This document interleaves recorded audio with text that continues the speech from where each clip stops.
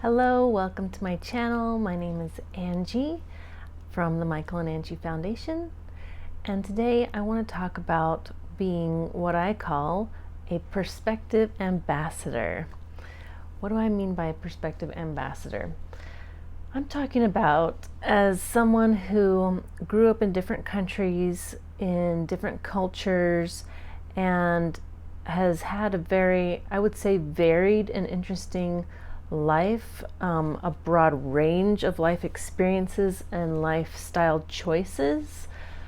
Having been an exotic dancer, having been a stay-at-home mom, having been LDS, having been not LDS, having married my cousin, I've had such a range of experiences that I would consider myself like an interpreter or an ambassador between lifestyle choices, between perspectives in general. So I like to think of myself as someone who can connect with a lot of different types of people and a lot of different types of opinions or perspectives. And so what that means for me is that hopefully I can reach more people in sharing a message that we can all agree on. So kind of like a mediator or something like that, because in some ways the world is becoming more divided, and I just find my place as being a connector, of someone who can find commonalities and kind of navigate those areas where we differ or we don't see eye to eye, but maybe I can help kind of bridge that gap between people. That's what I enjoy doing. I enjoy connecting. I enjoy finding out what we can agree on and being that middleman type of person. I'll just give you an example.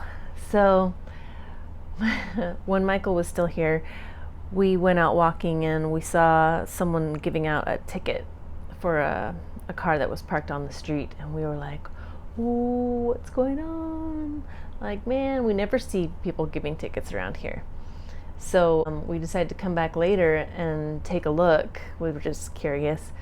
And when we got there, another car pulled up and the guy hopped out and said, "Can I help you?" And Michael said, "You absolutely cannot." And it kind of escalated quickly into kind of a manly altercation.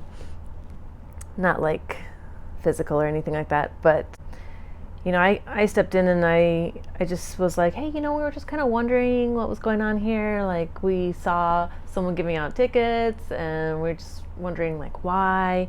And I guess as soon as I was able to intervene in like a non-threatening, non-confrontational way, the guy like totally turned around with his approach, and he was like, "Oh, sorry, I'm just having a bad day." And Michael's like, "Yeah, sorry, I didn't have to be so defensive." And so it was all good, and we ended up just chatting and no problems. So my unique perspective when it comes to the LDS religion is that I like to boil down the doctrine to its simplest essence. The LDS Church is a Christian church, and their essence is in Jesus Christ. And the essence of Jesus Christ's message is love. So if we were to take the whole church and boil it down, so if I was to be a perspective ambassador for the church, I would say that the church's message is Jesus's message, which is love. Very basic, if it was just one word. If I was to be a perspective ambassador for someone outside of the church, I would say that a lot of people feel disillusioned, feel lied to, feel manipulated and controlled, and feel as if their lives were not really theirs with the way that they were taught. That one of the principles that the church is based on, that they believe life is based on, is what's called free agency, meaning the freedom to make a choice, the freedom to live how you wish. However, people who grew up inside the church and then found themselves leaving the church, a lot of them often felt like they did not have that agency, because if you were going to be good, then your choices were already made for you. You were supposed to go on a mission, you were supposed to go to BYU, not necessarily, but BYU, and then get married in the temple and have children and pay your tithing and all these other things.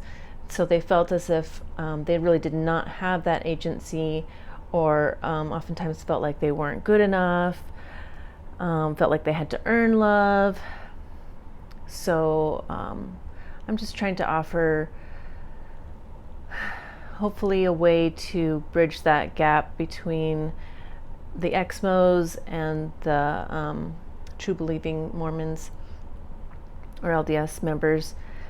So in general, if we're going to step away from all of that, the thing with perspective is that you're right from your perspective, and that's just true. All right. I mean, you could be delusional, or you could be wrong, but your perceptions and your perspective and the way that you see things and the things that you draw from that inform your perspective are true for you. And so, for example, if you were born with same-sex attraction and someone else outside of your perspective was trying to tell you that's not natural, maybe you'll grow out of it, maybe it's a phase, those kinds of things, that's their perspective trying to tell you about your perspective, but you already know within yourself how you feel and what's true for you. So in that sense, someone else is coming in with their perspective, thinking that they understand your perspective, but they really don't, because they're not you. They don't see through your eyes.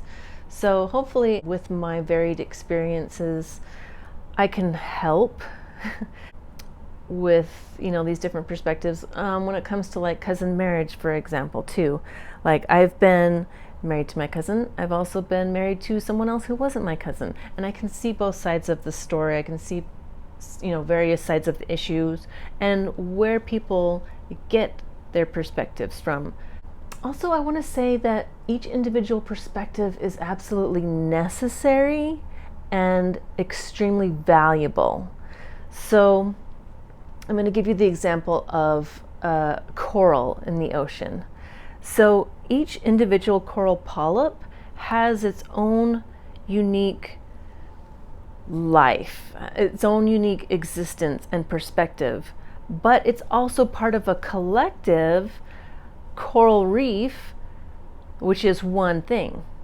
So if you take that and apply it to us as humanity, as the human race, each one of us has our unique individual perspective. We see only through our own eyes. We hear only with our own ears. We have our own thoughts, and we don't have other people's thoughts, etc. And yet, we all are connected as one human race, and each of our perspectives informs the collective. Each of our unique perspectives is valuable in that only we can see things through our eyes and live life and gain the wisdom and the knowledge and the experience that each of us has. So I can't know life the way that my next door neighbor knows life. I can't know life the way that you know life, or the way that Eric knows life. Like, each one is so infinitely unique and so infinitely valuable. If one were to say that God is omnipresent and omniscient, then one would have to agree that each one of us is part of God, is part of that collective, because we give and collect and gain all the knowledge that is part of all the knowledge of God. And we are there like antenna, collecting, perceiving, and gaining experiences, gaining knowledge, gaining wisdom. And like I said, only we can see life through our own eyes. And so each one of us is extremely valuable in that sense of acquiring knowledge, acquiring wisdom, and learning what works and what doesn't work in life, and learning how to make sense of it all and make things work. So that's all I have to say about perspective and being a perspective ambassador. And I hope that you will go ahead and like this video if you got something out of it, and subscribe if you haven't already, and share with anyone that you think might enjoy this video, and go ahead and have yourself a great day. Bye bye.